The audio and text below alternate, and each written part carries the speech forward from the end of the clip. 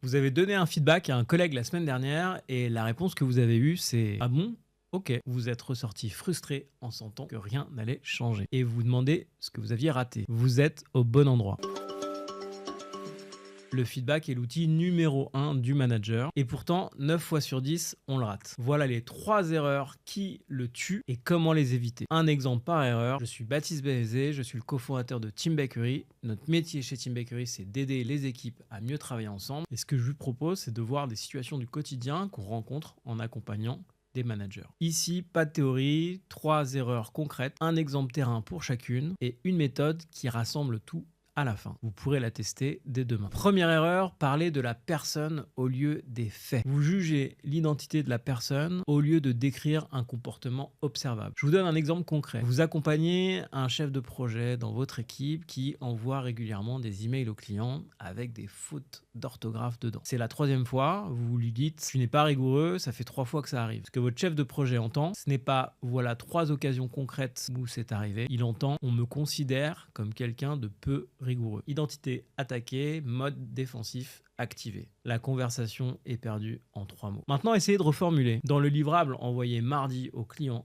X, j'ai vu 3 erreurs d'orthographe malgré 2 relectures. Même message, aucune attaque. La personne en face peut se concentrer sur le fait, pas sur l'image d'elle-même.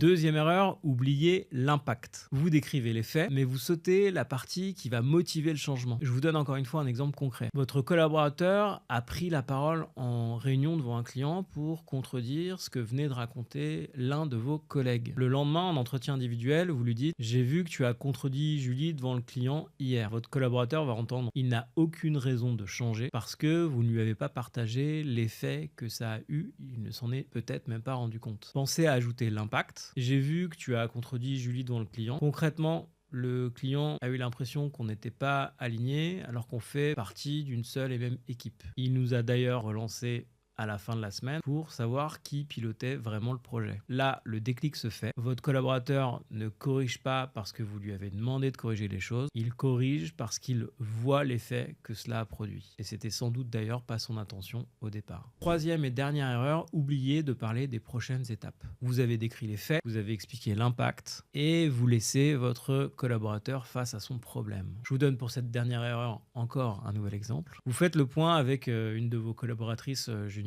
qui est arrivé en retard aux 3 derniers stand-up meetings. Vous lui dites, tu es arrivé à 9h15 lundi, tu es arrivé à 9h30 mardi et à 9h10 jeudi. Ça casse la dynamique de la réunion. Les gens se mettent à attendre et le rituel perd en efficacité pour tout le monde. Dans ce cas, vous avez 2 façons de clôturer l'échange. Soit vous proposez, je te propose qu'on décale le stand-up de 15 minutes ou que tu t'engages à être à l'heure à 9h pile, qu'en penses-tu? Soit vous demandez, qu'est-ce que tu proposes que l'on mette en place pour solutionner le problème? Dans les 2 cas, la conversation va aboutir à un engagement et pas quelque chose de flou. Pour finir, je voudrais vous partager une méthode qui rassemble ces 3 points qu'on appelle le COIN, C-O-I-N. C pour contexte, vous posez la situation. O pour observation, vous partagez le fait, rien que le fait. I pour impact, ce que cela a produit. Et N pour next step, la suite concrète. Si vous cochez ces 4 cases, le feedback va bien se passer. Si vous en sautez une, ça risque de planter un peu. Testez Coin cette semaine sur un feedback que vous repoussez. Vous allez voir la différence. Et la question qui revient souvent chez les managers que j'ai la chance d'accompagner, c'est si la personne en face de moi est plus senior ou plus expérimentée, je ne sais pas trop comment faire, j'ai peur qu'elle le prenne mal. Je réponds à ce point-là dans la prochaine vidéo. Je vous dis à très vite pour cette vidéo. Si vous souhaitez des informations complémentaires,